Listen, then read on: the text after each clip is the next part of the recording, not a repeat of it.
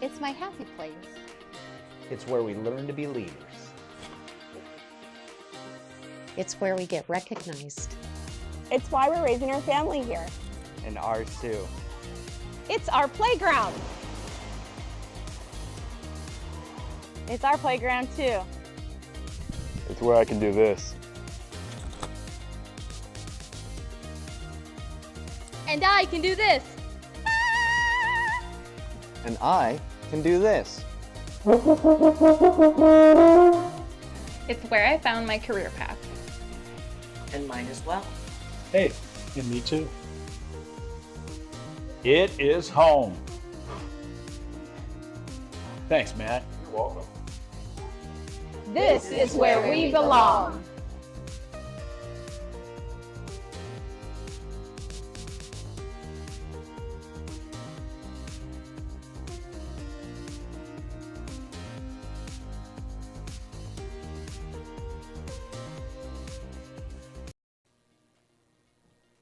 Hello, and welcome to our podcast, We Belong Here, brought to you by the Grinnell Newburgh School Foundation.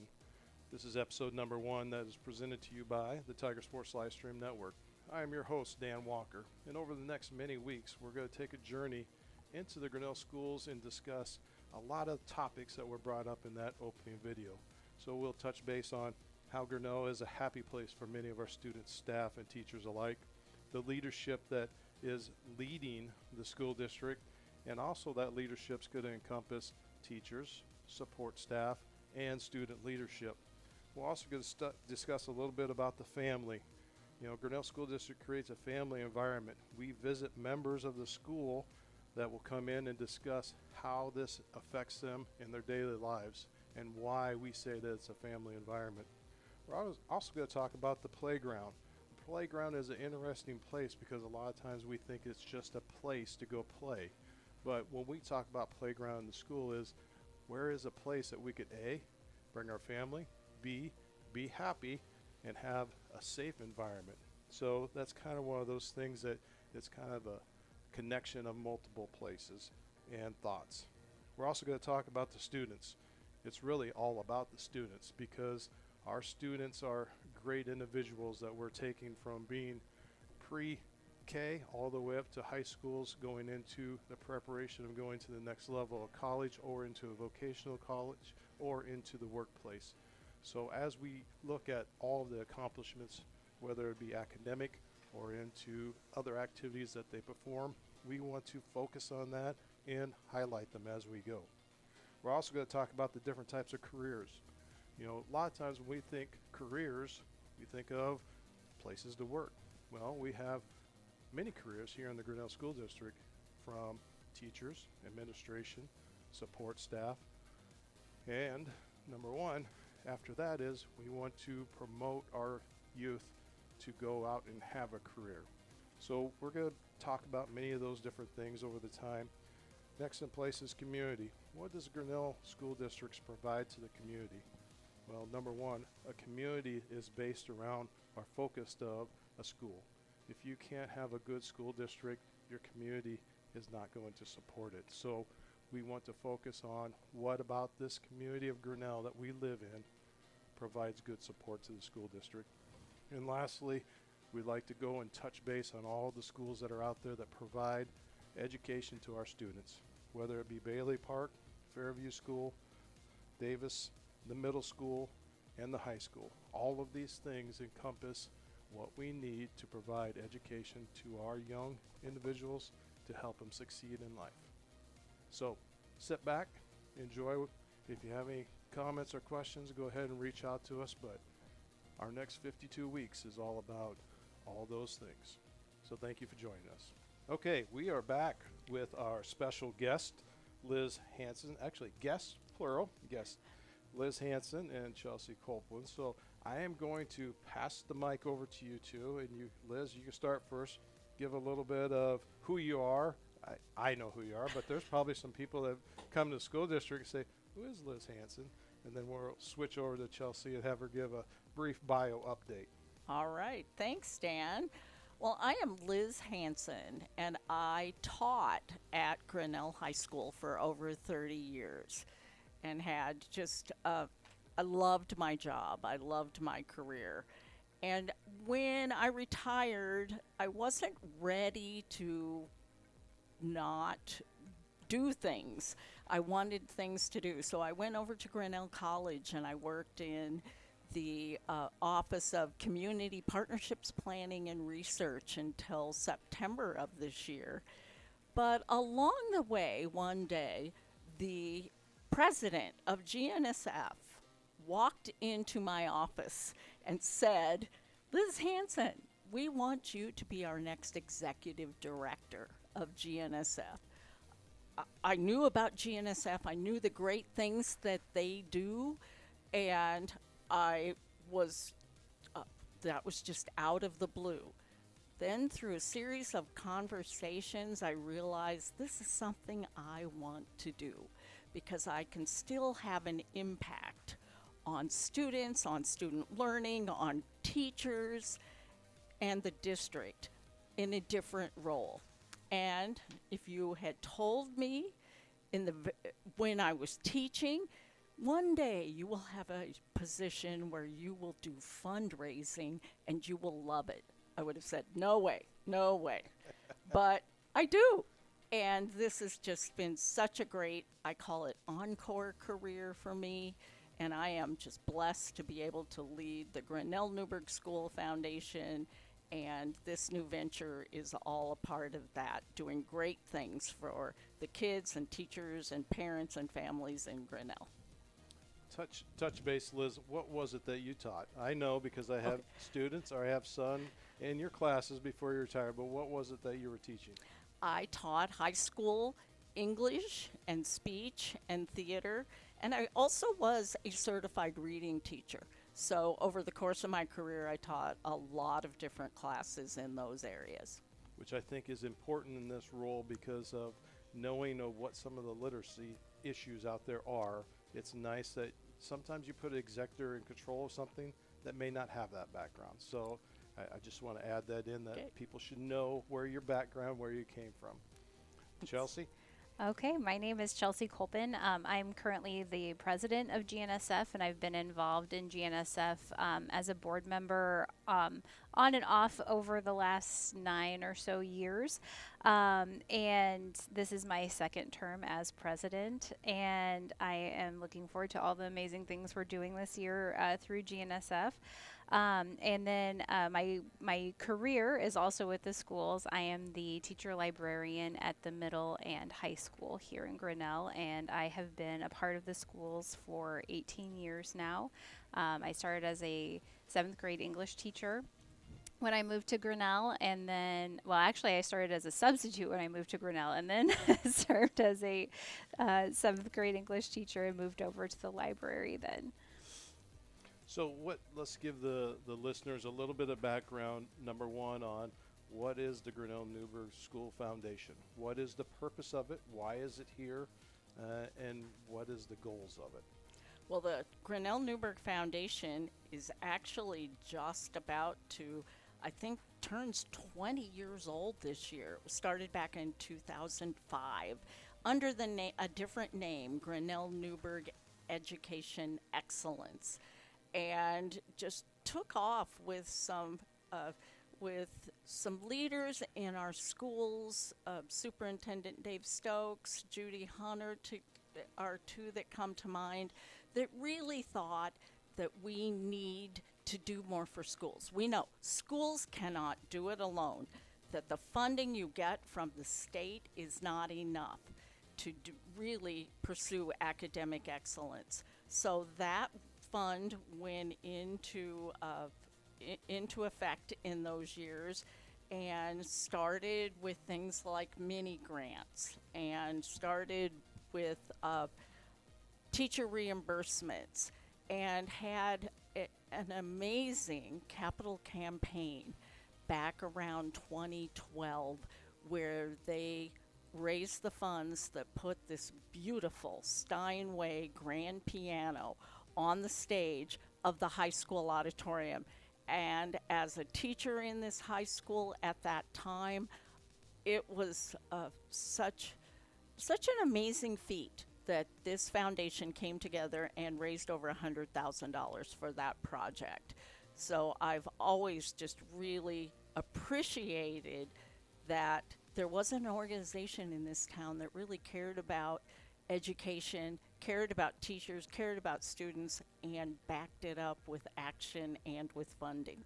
Right, and I will say that I was married into the Grinnell School District. My wife Lori lived here her whole life, went to college, came back in. When I was courting, it was, do you want to live in Tama, Toledo? She goes, if we're getting married, we're living in Grinnell. So that's where our marriage landed me. And, in this school district, and then having two boys that grew up in it, and Blake, my oldest, was in choir. So when the campaign for the piano started, and to me, to sit back and see a group that led the fundraising for that, and the fundraising didn't take a long time. I mean, it was shared out, and people started to give, and it went just immediately. I mean, it seemed like, I'm sure if Mr. Henderson probably thought, this thing's taking forever. But Roger, we did a podcast with Roger on the live stream network, and he even said it is incredible of, number one, how the community turned around that didn't even have kids in school or didn't have grandkids in it, but just supported that whole campaign. So that was my first exposure to it, of what it could do. And then learning about, like you said, all the mini grants. And Chelsey, I'll have you touch a little bit on it, because there's some pretty big mini grants that have been given out just lately. Yes, yeah.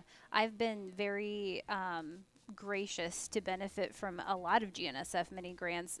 Even my first years in the district, we received mini grant funds from GNSF for our second chance reading program to bring to bring novels to our classrooms for kids to get them excited about reading.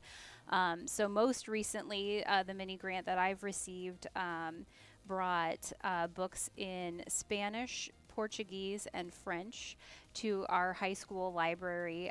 So our students that are learning a new language still can kind of keep up with their first language that they moved here with, and gives them a chance also to kind of still be able to relax and read. It's not a constant translation in their head.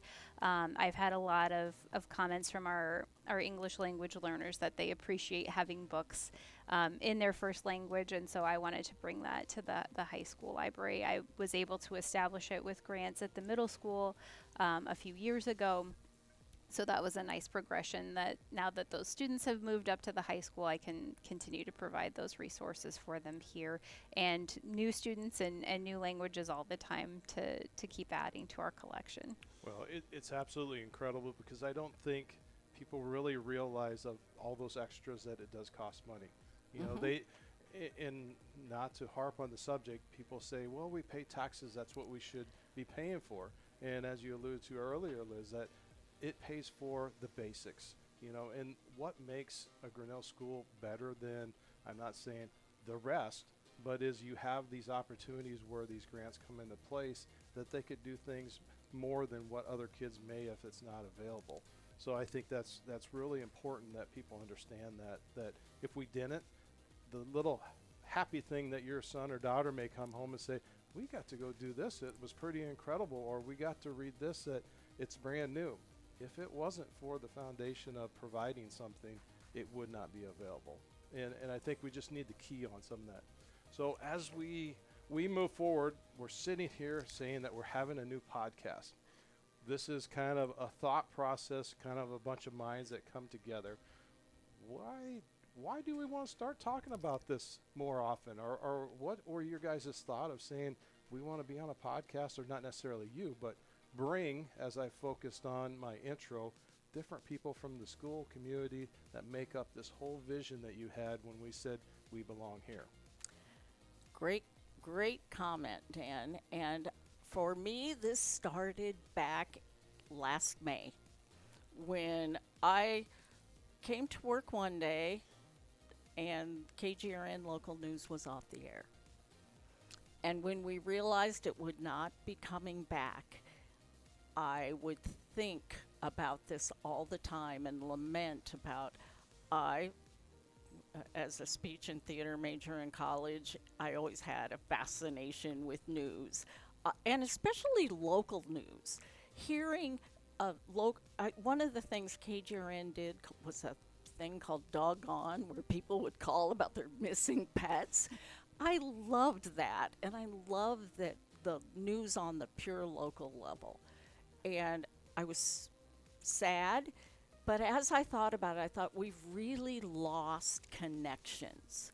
How can we reinvigorate those connections again? And was in a conversation with my son, who is a Grinnell Newberg graduate, and he was talking to me about podcasts that he listens to. And I started listening to podcasts when I would commute back to Grinnell to work. And I thought about it, and I thought, what about a local news podcast? Then it occurred to me we could do, GNSF could support a local school broadcast, because the schools really lost a connection with the local community when our local news went away. And I love the Grinnell Herald Register. That is a great connection, and I have subscribed to it ever since I moved to this community. The pictures that Peggy and Martha and the paper put in their paper, and the articles are vital to me to know what's going on in this community. And I thought, how can we reach more people who are parents, maybe not part of the audience?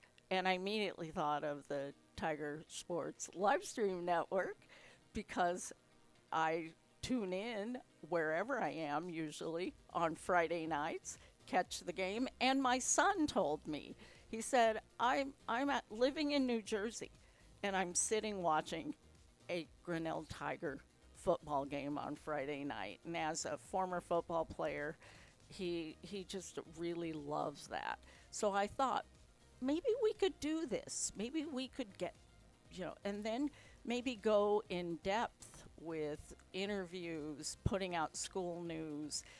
And that's when I reached out to you and said, what do you think? Could this be possible? And here we are today. I think you knew I couldn't say no, but I hope. Well, I mean, to go along with that, our whole focus of, broadcasting is kind of a vision that you planted the seed. Okay, so when I say that planted the seed, that my oldest son Blake was very active in speech and theater, and his junior year after you retired, he did a broadcast news section, which they went all the way to state and got second place. And my good friend Kevin Hosbon walked out of the room and he says, it's like a basketball game. He said, we got ripped by the officials. And it was very hilarious to see Kevin in a mode of saying they should have won. And, but the unique side of it was that set the career for Blake, because he used that as, different audition tapes and things. And, his focus as a young man that's 18 years old said, Dad, we could do this, or we could do this. And, we started it. Fortunately, he went to 2 years at Marshalltown Community College, and that's where he got his first broadcasting degree. But his home was in our house. So we were able to apply the first 2 years of college and stay right here at home in Grinnell, mature all of our ball games, our broadcasts, and every day he would come back and say, hey, I learned this, let's do this, and make it bigger and better. So the reason why people get to see what they see, even though Blake's not here anymore, he's off doing his thing, is because we've created something that I can't walk away from. I fell in love with it, and that's where, my heart is. And, Lori and I have just always made the commitment to, this is what we could do to give back. And that's our goal on the whole thing. So if we are to go into next step of this, let's talk a little bit more about the video. What was the focus of, we know the topic. The topic is We Belong Here. But how did you guys come up with all of those key words that we focused on?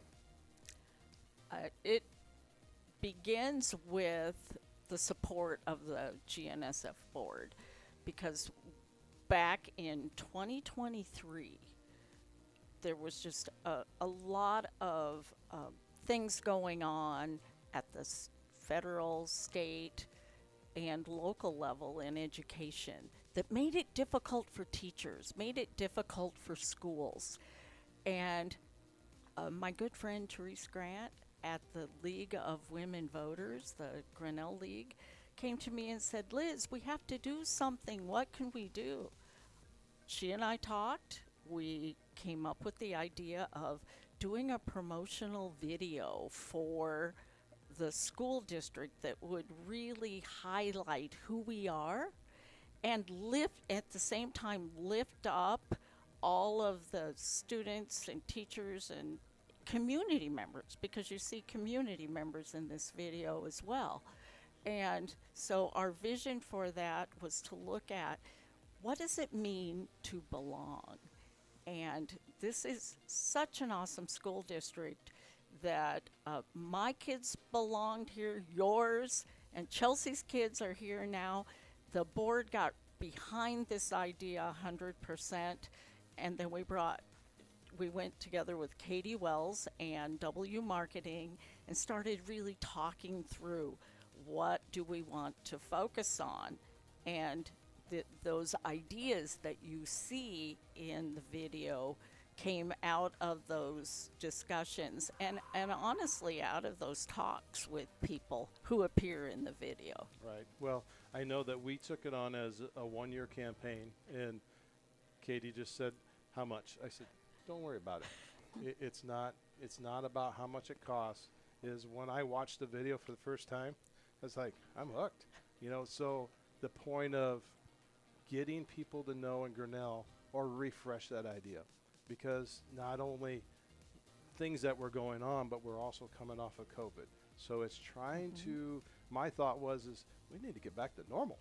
Yeah. And getting back to normal and seeing smiling faces and seeing, different people in the school. And I always, I kind of focus on the last part of generations, because when you put the Dunn family in there, that is generations that, it's all comes back to, even our kids want to come back and live here and work.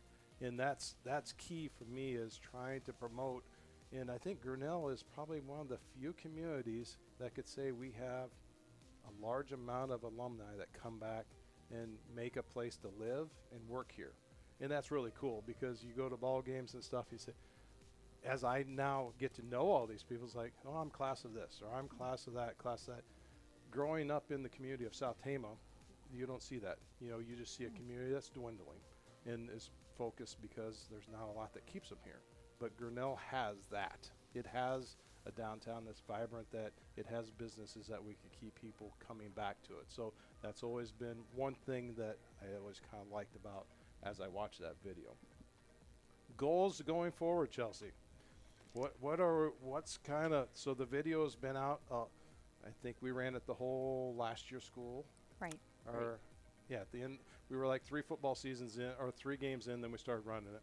So 1 year later, or actually we're a year and a half later, what is our next focus going forward off of those goals that we set out? Just to continue to lift up our schools. I don't think there's enough channels to celebrate all of the wonderful things happening in Grinnell. So as GNSF, yes, we are trying to financially support the schools through all of our initiatives, but also we want to be that cheerleader for the schools as well, and continue to just get the word out about how amazing Grinnell is and why everyone should continue to support Grinnell, and hopefully, so families know why they should move to Grinnell too, right? Like, we want to continue to grow and just celebrate all of the wonderful things happening here. All right. Well, I think that is kind of the big focus on why we're here today. Is number one is we introduced, this is podcast number 1. We kind of set the guidelines, or the key outline of what a year of weekly podcast could look like. Your guys' discussion of where we started from as the foundation itself, and the goals of what this video kind of accomplished that we're going to use as our talking points. So what else do you have to add before we end out our podcast that you'd like to throw out there and just as a discussion? Well, one thing I do want to mention is my sincere gratitude to you for the Tiger Sports Livestream Network, the work you were doing, and how partnerships are so important, Dan. And we had a partnership with you. We have a partnership with W Marketing, as I mentioned them earlier, which is tremendous. It's allowed us to grow as a foundation. We are part of the Greater Poweshiek Community Foundation, and we have a tremendous partnership there with Grinnell Mutual and Grinnell College, and so many of the amazing nonprofits in this community. This really is a unique community that is grounded in education and strengthened by partnerships, and that's something that I would really like us to explore this in this series as we go forward, as Chelsey just said so well, highlighting the stories of teachers and kids and graduates. You know, maybe we can get Blake to come back and do an interview. Those would be the pinnacle of what I hope this podcast can achieve. Well, we're happy to say that we are looking forward to being partners and long-term partners with the foundation and the Grinnell School District. I know that when I talked to Chris Kaufman, he goes, "Oh, you're going to do that?" He goes, "I have some ideas." So that is, one thing leads to another, how we could just make something grow. And I think as we're in the press box right now where we're set up, and we look out into the gymnasium and seeing kids in, the PE class, that's a small part of, the 450 kids that are in this high school, let alone when you drop all the way down, 100 and some kids per class in the middle school, Davis, in both of the lower elementaries, that I think there's going to be a lot to talk about. And I know that there's a lot on people's minds. And, I don't want to say that we're not here to dwell on what is coming up, but this could be also a focus on how to get the news out correctly to people so they could hear it firsthand from the correct people. Because sometimes as you read a paper, everyone interprets it, what they read, totally different.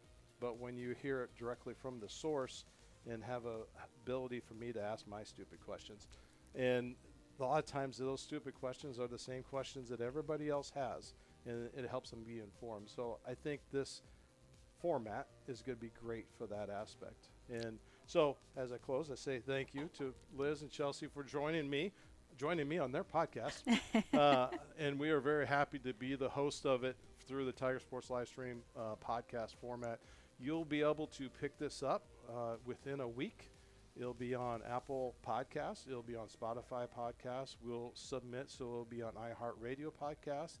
And we'll also submit through our YouTube page. So this first podcast you'll listen to today will be on a link that actually go through a PodBean podcast episode, and we will share it on our YouTube. And then after we get the first one linked in, then everyone reviews it, and then iHeart, Apple, Spotify, they all pick it up, and they'll have a link that we'll share on our website. We'll share it on our social networks. The foundation will share it on their Facebook page, and it'll basically be you just subscribe to it or search for it in whatever podcast listening thing you want to listen to. And every week when it pops up, it automatically loads up and says episode number 2, 3, all the way until we want to stop. They'll be loaded up. So again, thank you two for being here today. Give a little brief explanation of what we're doing, and I look forward to some great conversations with the people we have sitting in those two chairs. And I look forward to listening, Dan. Yes. Thank you. Yes, thank you so much, Dan. Thank you very much. All right, this is Dan Walker, your host for the We Belong Here podcast, and we'll be back next week. Thank you. This is where we belong.